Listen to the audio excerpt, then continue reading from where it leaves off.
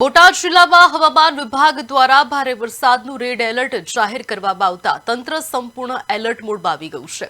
સંભવિત પૂર જેવી પરિસ્થિતિને પહોંચી વળવા બોટાદના ધારાસભ્ય ઉમેશભાઈ મકવાણાએ મુખ્યમંત્રીના ઓએસડી અને રાજ્યના રાહત કમિશનર સાથે તાત્કાલિક વાતચીત કરી એનડીઆરએફ અને એસડીઆરએફની ટીમોની માંગ કરી છે।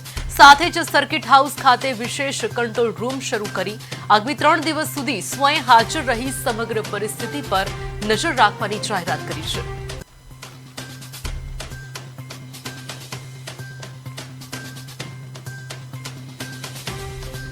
અઠ્ઠાણું 9806 અને 99 98 આ હું પોતે કંટ્રોલ રૂમમાં સ્ટાફ સાથે 24 કલાક બેસવાનો છું।